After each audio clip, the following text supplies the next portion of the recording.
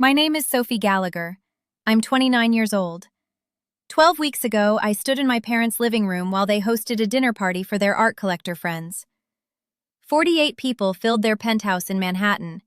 Gallery owners, curators, private collectors, everyone who mattered in their social circle. My father was showing off my younger brother Adrian's latest abstract piece, a canvas he'd completed in 2 hours for his MFA program at Yale. Everyone gathered around, championing glasses, discussing technique and vision. Then someone noticed my paintings stacked against the wall in the corner. Small canvases I'd brought to show my parents, hoping this time might be different. "Are those Sophie's?"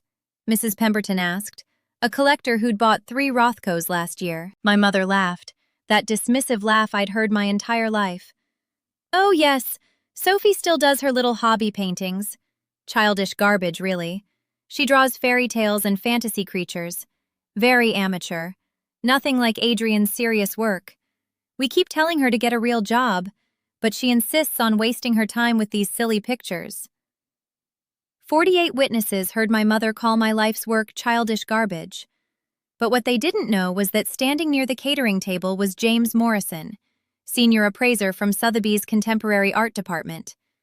And what my parents really didn't know was that 3 weeks earlier, James had valued my complete portfolio, 23 paintings of mythological scenes and reimagined fairy tales, at $1.2 million, with interest from collectors in London, Dubai, and Singapore. Before I tell you what happened when James introduced himself to my parents, please like and subscribe, but only if you genuinely enjoy this story. Drop a comment. Where are you watching from and what time is it? I'd love to hear from you. Now, let me take you back to where this really began. Growing up in Manhattan, I learned early that my brother Adrian was the artist, and I was the embarrassment. My family consisted of my father, who owned a prestigious art gallery in Chelsea, my mother, who curated for the Whitney Museum, my younger brother Adrian, who was a prodigy, and me, the daughter who painted the wrong kind of art. Adrian brought home avant-garde brilliance. I brought home storytelling. When I was 14, I won the Scholastic Art and Writing Awards gold medal for a painting called Persephone's Choice. It showed Persephone in the underworld, surrounded by pomegranate trees, choosing to stay rather than being forced. The judges called it hauntingly mature and technically exceptional. I showed my parents the medal and the letter saying my work would be exhibited at the national ceremony. My father barely glanced at it. "Mythology? Sophie, no one takes narrative painting seriously. You need to study abstraction, conceptual work. This fairy tale stuff is for children's books." That same week, Adrian, who was 11, finger-painted a canvas at his art class, literally used his fingers. Random swirls of color with no technique or intention. My parents framed it, hung it in the living room, invited 20 people over to discuss Adrian's instinctive relationship with color and form. I told myself it was fine. Abstract art was more sophisticated. Even though I'd spent 3 months studying classical technique to paint Persephone, and Adrian had spent 20 minutes smearing paint. At 18, I got accepted to Rhode Island School of Design with a partial scholarship to study illustration and fine art. I wanted to paint stories, to create art that made people feel something, to revive classical narrative painting with modern sensibility. My parents came to my high school graduation but left during my valedictorian speech. Adrian had an art show opening at his middle school. They gave me a book on Rothko with a note, "Study real artists." 2 years earlier, when Adrian won a local student art competition, 3rd place out of 15 entries, they'd bought him $3,000 worth of professional art supplies and thrown him a celebration dinner that cost $5,000. I told myself it was different. They were investing in his future. Even though my RISD acceptance was far more prestigious than his middle school art contest. At RISD, I found my voice. I studied classical technique, the Renaissance masters, pre-Raphaelites, Golden Age illustrators. But I painted with contemporary sensibility. Fairy tales reimagined for the modern world. Mythology that spoke to current struggles. Stories in oil and canvas. My professors loved it. "Sophie, you're reviving narrative painting. This is important work. Don't let anyone tell you storytelling art is inferior." But my parents hated everything I created. I graduated with honors. My senior thesis, a series of 12 paintings reimagining the 12 dancing princesses, was acquired by RISD's permanent collection. Only 3 senior works were chosen that year. My parents didn't come to graduation.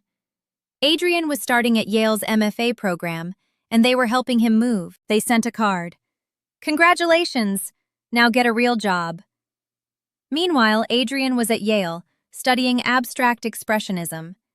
He created canvases that looked like what toddlers make: splashes, drips, random gestures. The art world loved it because it was conceptual and challenging traditional aesthetics.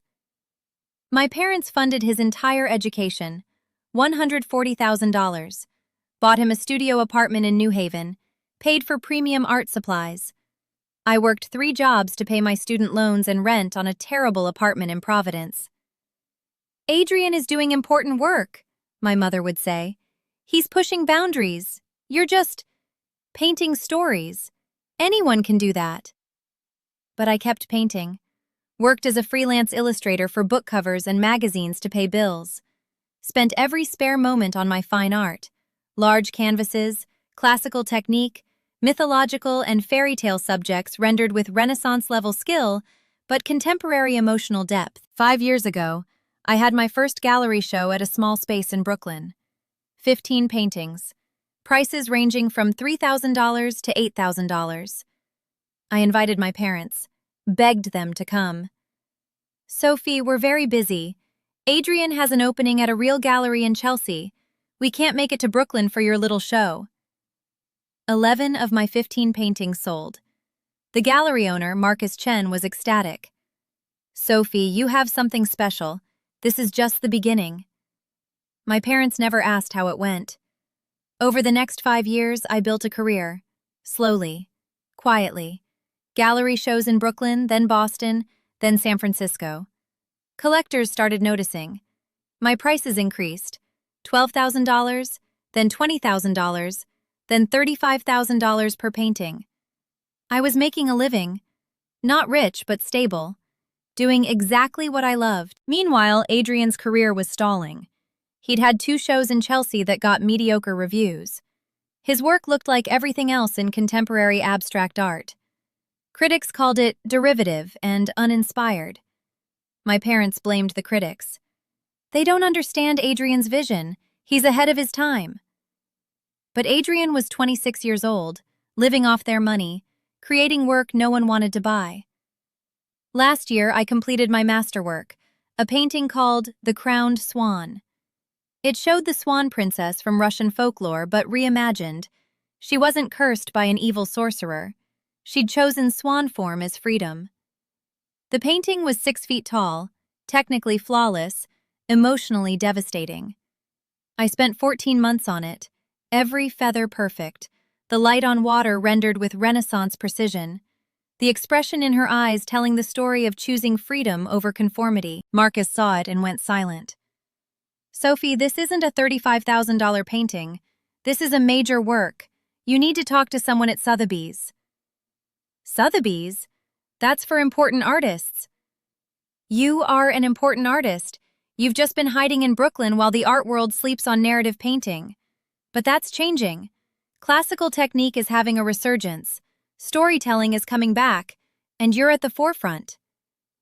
He connected me with James Morrison, senior appraiser in Sotheby's contemporary art department. James came to my studio, spent 3 hours looking at my work. The Crowned Swan and 22 other paintings spanning 5 years. He was silent for a long time. Then, "Sophie, do you understand what you've created here?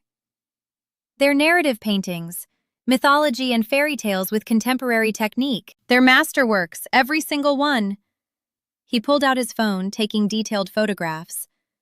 "The technical skill alone is museum quality, but the emotional depth, the storytelling, the way you've reimagined these tales for modern viewers, this is what the art world has been missing." "What do you mean?" Abstract expressionism has dominated for 70 years, but collectors are hungry for work with soul, with story, with technical mastery. Your paintings have all three. He looked at the crowned swan again. This piece alone could sell for $400,000 to $600,000 at auction. I couldn't breathe. That's not possible. It absolutely is. And your complete portfolio? I'd conservatively value it at $1.2 million. Probably more at auction with the right marketing. He wanted to represent me. Major gallery placement, international collectors, a solo show at a prestigious gallery in Chelsea. The art world needs to see this work, Sophie. You're not just a good painter. You're reviving an entire tradition while making it contemporary and relevant. I started crying. 29 years old. A lifetime of being told my art was childish garbage. And now Sotheby's was telling me I'd created something important. There's one thing, James said. Your parents are Catherine and Robert Gallagher, correct? The gallery owner and Whitney curator? Yes. They've never mentioned you. In 15 years working in this industry, I've never heard them speak about a daughter who paints. They don't think my work is real art. James looked angry. Your work is more accomplished than 90% of what I see. The fact that they haven't supported you is unconscionable. Over the next 3 weeks, James worked on my placement. A major gallery in Chelsea, Bergman Contemporary, wanted a solo show. They specialized in figurative and narrative work by emerging artists. This is a career-making opportunity, James said. Opening in January. Major collectors, museum curators, international press. Sophie, this will change everything. But I didn't tell my parents. They diminished every achievement I'd ever had. I wasn't giving them the chance to diminish this. Then my mother called. Sophie, we're having a dinner party. Some important collectors, you should come. Bring some of your paintings, maybe someone will pity buy one. Pity buy. My work that Sotheby's valued at $1.2 million. I'll bring a few pieces, I said carefully. Don't bring anything too large. We don't want them overwhelming Adrian's work. His new series is the focus. The dinner party was exactly as I expected. 48 people in expensive clothes, sipping expensive wine, discussing contemporary art. Adrian's paintings hung in the main living room. 4 large canvases, muddy browns and grays, aggressive brushstrokes. No technique, no story, no soul. People were polite but unenthusiastic. Very interesting, Adrian. Very bold. My paintings were stacked in the corner. I brought 3. Baba Yaga's daughter, showing the witch's daughter choosing to help rather than harm. The 7th swan, from the 6 Swans fairy tale, and a smaller study for The Crowned Swan. Mrs. Pemberton noticed them, asked about them, and my mother said those words. Childish garbage. Silly pictures. Amateur work. 48 people heard it. I stood there, frozen. 29 years old. $1.2 million in paintings stacked against the wall like trash. Then James Morrison walked over to my mother. He'd come to the party as a guest. He knew several of the collectors, but I hadn't known he'd be there. Mrs. Gallagher? I'm James Morrison, senior appraiser at Sotheby's Contemporary Art. My mother's face lit up. Sotheby's meant legitimacy. Oh, how wonderful! Are you interested in Adrian's new series? It's quite groundbreaking. Actually, I'm here about Sophie's work. He walked to my paintings, picked up Baba Yaga's daughter, held it to the light. The room went quiet. This painting, James said clearly, is extraordinary. Museum-quality technique, emotionally complex narrative, contemporary relevance within classical framework. My mother laughed nervously. You're too kind. It's just Sophie's hobby. It's not a hobby, James interrupted. I've appraised Sophie's complete portfolio. 23 paintings created over 5 years. Conservative valuation, $1.2 million. You could hear a pin drop. Mrs. Pemberton moved closer. Did you say $1.2 million? Yes. The crowned swan, her masterwork, could sell for $400,000 to $600,000 alone. Her other pieces range from $25,000 to $80,000 each. He turned to the room. Sophie Gallagher is reviving classical narrative painting for the contemporary moment. She's technically accomplished, Renaissance-level skill in rendering, color theory, composition. But more importantly, she's telling stories that matter. Reimagining mythology and fairy tales to speak to modern struggles with agency, freedom, and choice. My father found his voice. That's absurd. Narrative painting is dead. No one collects. I collect it, Mrs. Pemberton interrupted. She was looking at Baba Yaga's daughter with intense focus. I've been looking for exactly this kind of work. Technical mastery with emotional depth. How much? It's not for sale tonight, James said smoothly. Sophie has a solo show opening at Bergman Contemporary in January. Everything will be available then. Bergman? My mother went pale. Bergman Contemporary was one of the most prestigious galleries in Chelsea, far more respected than my father's gallery. Yes, James continued. We're expecting significant international interest. Collectors from London, Dubai, Singapore. Several museums have already expressed acquisition interest. He pulled out his tablet, showed the room photographs of my other works. The crowned swan appeared on screen, 6 feet of technical perfection and emotional devastation. The room gasped. This is museum quality, said Mr. Joe, a collector who owned several Basquiats. The technique alone is exceptional, but the story, the swan choosing freedom, it's powerful. Others crowded around, asking questions, requesting invitation to the opening, discussing my influences and technique. My mother looked like she'd been slapped. Sophie, why didn't you tell us? I did tell you, Mom. Every time I had a show, I invited you. You never came. You were always busy with Adrian's openings. But Sotheby's? Bergman Contemporary? $1.2 million? I've been building my career for 8 years. 11 gallery shows, over 60 paintings sold, reviews in major art publications. But you never looked. You were too busy telling me my work was childish garbage. James stepped forward again. For those interested in Sophie's work, her artistic statement is quite clear. She believes narrative painting, art that tells stories, has been undervalued for too long. Abstract expressionism has its place, but human beings are wired for story.